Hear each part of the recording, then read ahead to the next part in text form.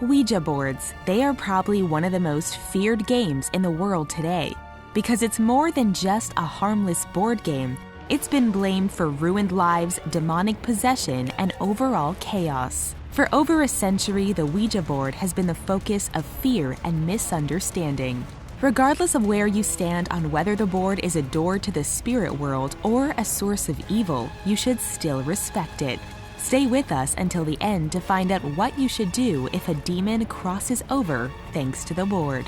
Take a moment before we start to subscribe to The Richest and give this video a like. If you're seeking some new friends to talk about Ouija boards with, then click on that community tab. Now here are 10 unbelievable facts about the Ouija board. First, in order to fully understand the Ouija board, we have to get into the history and find out where it came from. In the 1840s, the spiritualism movement was at its peak in the United States. Spiritualism is the belief that we can communicate with our dearly departed loved ones through mediums. The movement especially grew in popularity during the Civil War as people were desperate to talk to mediums to find out what happened to their soldiers. This was where seances and public demonstrations especially became popular. The earliest recording of a talking board was in 1886 in the New York Daily News. Instead of using a planchette, a little table was used to move around the alphabet, numbers, and the words yes, no, good morning, and good evening. 3 men named Elijah Bond, Charles Kennard, and William H.A. Maupin became inspired to create their own board. In 1891, the patent for Ouija, the wonderful talking board, was granted. Some people think Ouija is some mystical word, but it's actually the French and German word for yes put together as one word. But Ouija expert Robert Murch thinks it's more spiritual than that. Kennard and his friends asked the board what it wanted to be called, and it spelled out O-U-I-J-A. When asked what it meant, it said, "Good luck."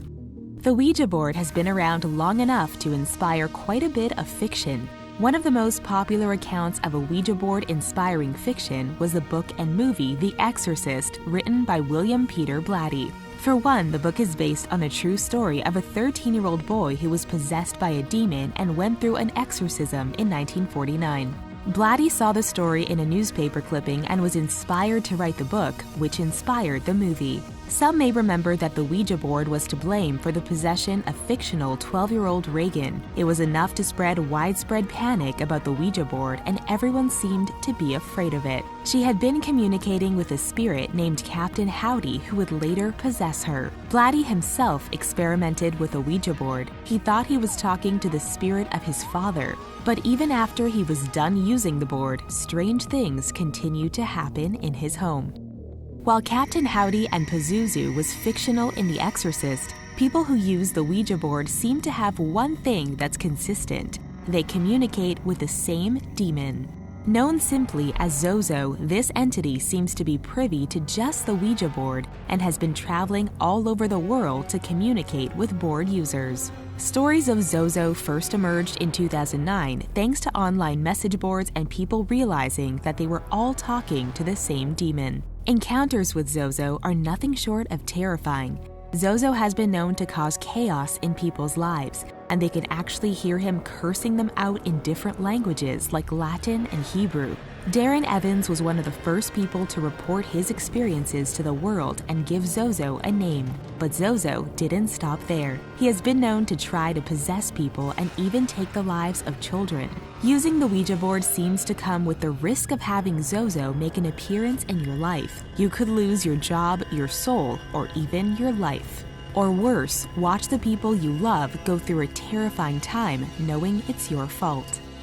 If we go with the idea that people can potentially be possessed by demons like Zozo or some other supernatural beings, what are the consequences of that? Well, there have been a great deal of crimes associated with Ouija board use. One story goes back to 2008, when Blaine Milam and his girlfriend Jessica Carson started using a Ouija board. Carson started showing signs of psychosis, and it was thought that she was possessed. However, the psychosis ended after she had her baby, so then it was thought that the baby, named Amora, was possessed instead. The couple tried to perform a rather graphic exorcism that resulted in the end of the baby's life. Milam was sentenced to lose his life while Carson was sentenced to life in prison.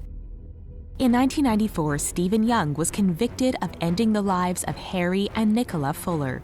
However, the jury was so stumped they all deliberated together over drinks at a hotel. When they still couldn't come to a conclusion, they decided to consult a Ouija board and talk to the Fullers themselves. Apparently, a wine glass fell over and it was clearly communicated that Young was guilty. The invention of the Ouija board has sparked ideas for other boards. When William Full took over the copyright ownership, he made sure there were no duplicates. For those who are afraid of the Ouija board, they might think that there could be something safer, like the Angel board. Instead of contacting ghosts and demons, people have been gravitating towards the Angel board as a more benevolent option. But not everyone is convinced that the Angel board is all good. Many people from the Christian community have accused the Angel board of being a Ouija board in disguise. While there are fewer stories of angel boards, you can't deny that there is a striking resemblance. There are still letters, symbols, and numbers, plus there is a planchette-type tool used to direct the user to the intended message. But maybe the difference is that you're communicating with angels. What part of the board says this is for angels only besides the title? If you're seeking a safer divination option, this might be the way to go. If you're not deterred from using a Ouija board after watching this video, there is a right and wrong way to go about this.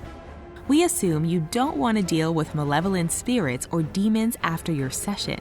There are millions of people who use Ouija boards every day without any incident. In fact, they consult the board for decisions and how to go about life on a regular basis. Learning how to use a board the right way will help prevent anything really bad from coming through. First, you'll want to have at least 2 people. Designate someone to be the questioner or the person who asks the questions. This person will also establish boundaries, saying that you will only allow positive experiences and positive communication throughout the session. You want to also ask smart questions. Don't ask when your life will end or if you'll ever find love.